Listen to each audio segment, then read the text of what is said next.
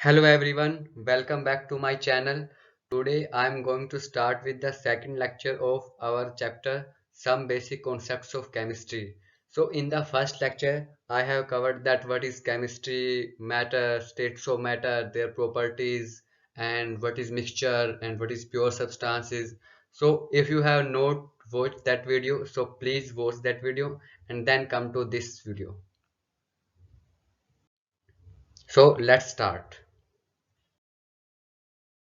So now we will see that what is an element. In the previous video we have seen that pure substances can also be classified as elements and compounds.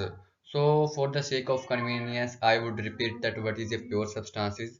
So what that pure substances are those substances which have their fixed chemical compositions, mean the atoms that they are contained should be fixed, and this is also divided between two categories, that one is element and the second other is compound. So elements are basically those substances which are made up of only one type of atoms, and there is no any different atoms. They are made up of only one type of atom. So now we will see what is an element. So particles of an element consist of only one type of atoms, and that I have told you already. And these particles may exist as atoms and molecules. So they can be simply atoms or they can be molecules. So but the molecule that is made, it's made up of only one type of atoms. So this is the difference between elements and compounds, that the molecule of a compound can be made up of, is made up of different type of atoms. It's not can be, sorry, it's made up of different type of atoms, but in elements the molecule is made up of only one type of atoms. So let's move further.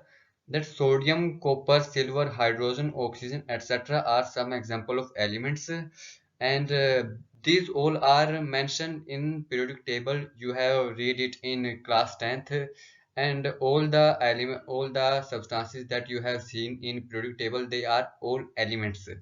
So their all atoms are of one type.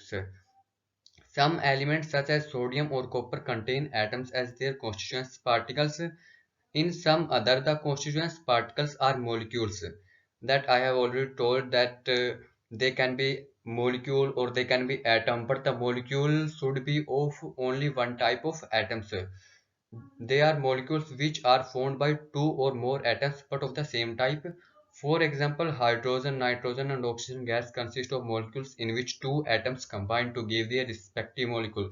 There can be two atoms or more than two atoms. So it's hydrogen, but it have only one type, one atoms. Sorry, it has only one electron and its first element, but it's readily active and it combines with other hydrogen atom and form the molecule of hydrogen, so it cannot exist as atoms.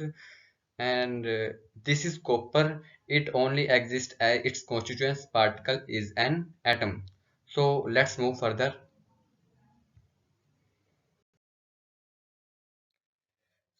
So now we will see that what is a compounds. So I have already told you that compounds are those substances which are made up of two different type of atoms, and their composition should be fixed. If we take CH4, that is methane, it contains one atom of carbon and four atoms of hydrogen. If we change the composition, for example, if we change the number of carbon atoms, we take it as 2, and hydrogen atom we keep them constant as 4, then the substance we will get is C2H4, and that is ethene. So the substance will change if we change the composition of that substance. So this is the difference between compounds and mixtures. So when two or more atoms of different elements combine together in a definite ratio, the molecule of a compound is obtained.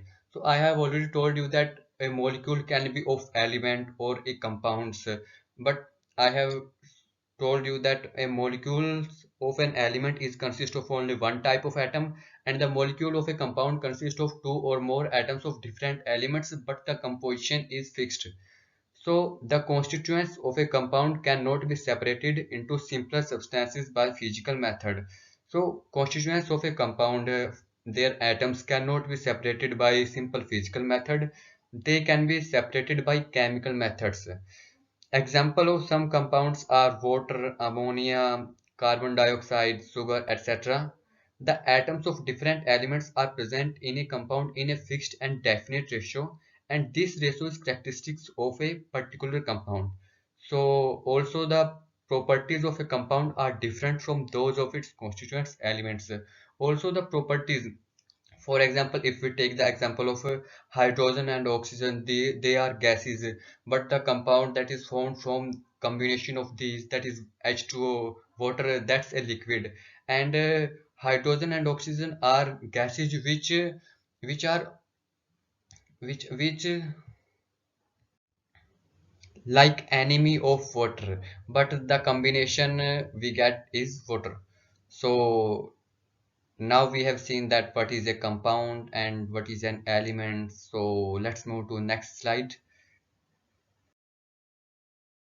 So now we will see different type of properties. We have classified properties as physical properties and chemical properties. And in physical properties, there comes color, odor, melting point, density, boiling point, etc. And in chemical properties, there comes composition, combustibility, reactivity. So now we will see them in details.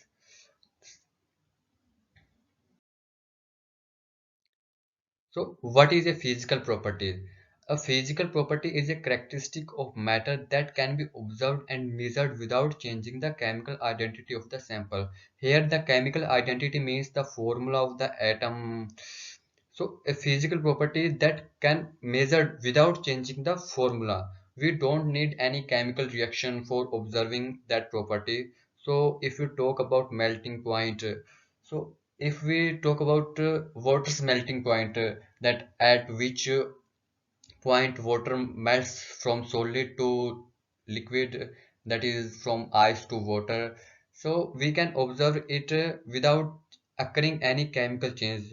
And ice formula is also same as water's formula, so there is not any chemical change, so it's a physical property. And if a chemical change or reactions occur, the observed characteristics are chemical properties. So if chemical formula change, then it's not a physical property, it's a chemical property. So let's look at the examples.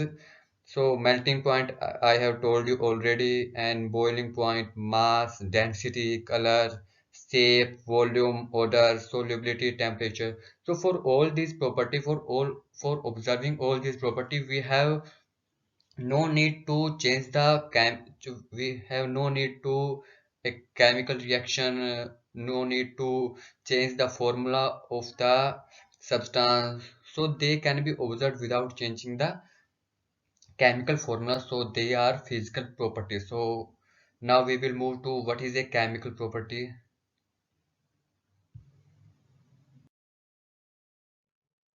So before moving to chemical property, we will see that what is an intensive property and what is an extensive property.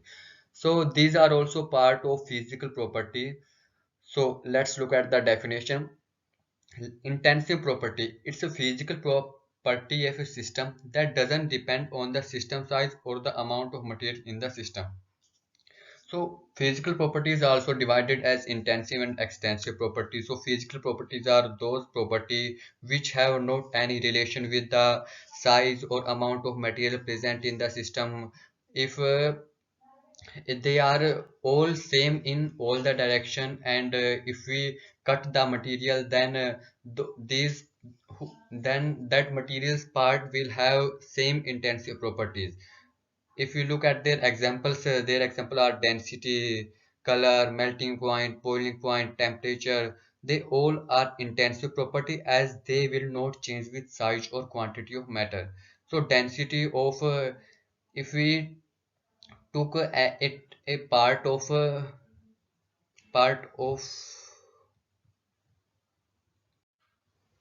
water or any fluid, then their property, their density is same And color is also same, their melting point doesn't change, their boiling point doesn't change.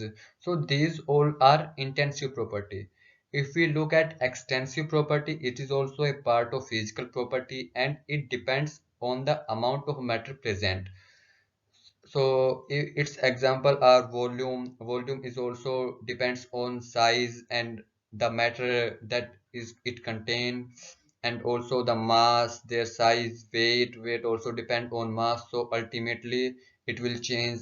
And length also vary from amount of matter present. So here's a note: if a quantity of matter in a given state is divided into two equal parts, so let's suppose uh, we have a cup of water, and each part will have the same value of intensive property. So let's talk about density and mass. So if we take the first half and second half and compare the density of both these, their density will same, but half the value of extensive property, but the mass of the two parts will become half of initial mass. So this is what I mean to say. So in this slide, we have seen that what is an intensive property and what is an extensive property. So now let's move to what is chemical property. So chemical property. A chemical property is a characteristic or behavior of a substance. It's a characteristic and that may be observed when it undergoes a chemical change or reaction. So for observing chemical property, we need to occur a chemical reaction. The substance needs to undergo a chemical change or chemical reactions. Chemical change means its formula can be changed. Chemical properties are used to establish chemical classifications which are used in labels on containers and storage area. So these properties try helps to classify the elements.